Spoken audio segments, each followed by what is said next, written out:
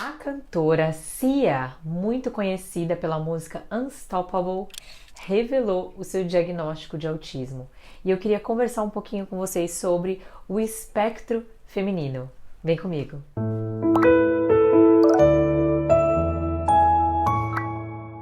Gente, a cantora e compositora Sia, ela revelou ser autista aos 47 anos e já estava em investigação diagnóstica. Olha só, isso gerou uma repercussão nas mídias, né, algumas matérias. E por que eu trouxe esse assunto para cá? Porque pouco se fala sobre o espectro feminino e o autismo em meninas, ele é diferente, sim, de certa forma, do autismo em meninos. Tem particularidades e muitas vezes o diagnóstico, principalmente para autismo nível 1 de suporte, que seria o considerado leve, é muito mais difícil.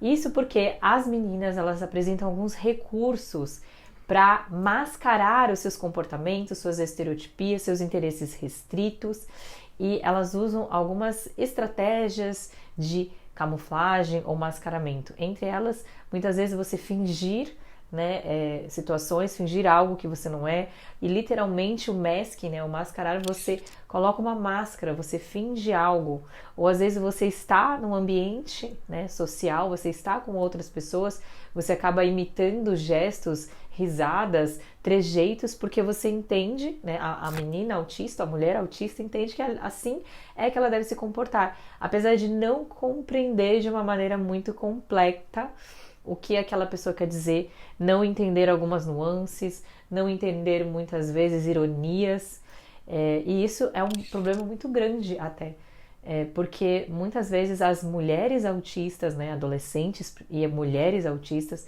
elas têm um risco muito maior de abuso sexual, porque elas não entendem que elas estão sendo manipuladas e muitas vezes sendo usadas nesses momentos, né?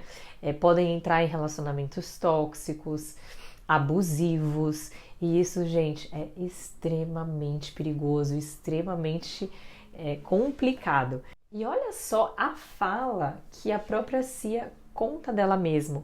Durante 45 anos eu pensei, tenho que colocar meu traje humano. E somente nos últimos 2 anos eu me tornei totalmente eu mesma. Quando ela fala que foi a ocasião da descoberta do autismo. E é interessante até mesmo porque a Sia, ela teve uma participação num filme que chamou-se Music e interpretava uma atriz que era autista e ela teve muitas críticas, apesar de ter sido indicada ao Globo de Ouro, ela recebeu muitas críticas por conta desse filme, porque a atriz principal que interpretava uma mulher autista e uma adolescente, uma menina autista, ela não era autista, né? Então, mas como que ela não colocou uma menina autista para fazer aquela representação? Por que que ela não usou alguém da própria neurodiversidade para poder interpretar esse papel? Então teve N situações que ela também foi muito criticada na sua carreira. Inclusive as cenas, né, desse filme que ela retirou depois, mas há partes em que o autismo, você tem aquele momento, né, uma técnica de contenção que era usado muito antigamente, né, muito tempo atrás, e que não deve ser feita em hipótese alguma, tá? Ela também pediu desculpas em relação a isso. Mas veja, gente, não é fácil, né? Muitas vezes é uma dor muito grande que a mulher passa, que a menina autista passa, pelo fato de não se sentir compreendida, não ter aquele sentimento de pertencimento, de não se sentir inclusa ou incluída em determinadas situações. É muito difícil isso para a menina autista e há um sofrimento muitas vezes silencioso e precisamos falar mais sobre isso. Bom, gente, tudo isso nos leva a algumas reflexões, né? A primeira reflexão que eu quero falar é a questão do lugar de fala, né? Muitas vezes a Sia, ela se revelou autista e ela parecia que não havia uma compreensão muito ampla na época que saiu o filme, o Music, que interpretava uma mulher autista, né? Uma menina autista. Então, muitas vezes parece que ela não tinha aquela compreensão ampla do que é ser autista, apesar de depois se descobrir como e nunca se sentir compreendida antes disso, né? Aqui até chego a cogitar a hipótese de ela ter até se descoberto autista após esse filme, porque ela revelou que tem mais ou menos 2 anos que ela sabe o diagnóstico, né? E aí talvez ela começou a investigar esse quadro. E ainda trago algumas coisas e reflexões para vocês que eu quero compartilhar. O diagnóstico de autismo, gente, pode ser muito difícil, principalmente em meninas. A gente sabe que tem quais são os critérios diagnósticos, são os mesmos, né? Déficit de comunicação e interação social, interesses repetitivos e restritos com estereotipias, uma hiper ou hipossensibilidade com transtorno de processamento sensorial, então aquela questão de muita sensibilidade a barulhos ou uma busca sensorial muito grande, aquela coisa de precisar sentir muito ou ser muito sensível a barulhos, a sons, a luzes, a lugares com muitas pessoas, então tudo isso incomoda a pessoa autista, né?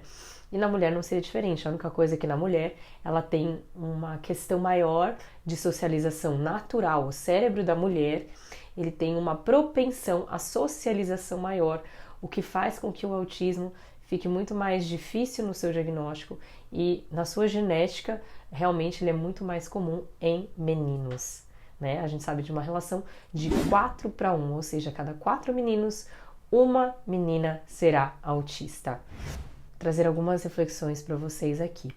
Uma delas é que o diagnóstico ele pode gerar dor, mas a ausência do diagnóstico gera ainda mais dor e sofrimento, né?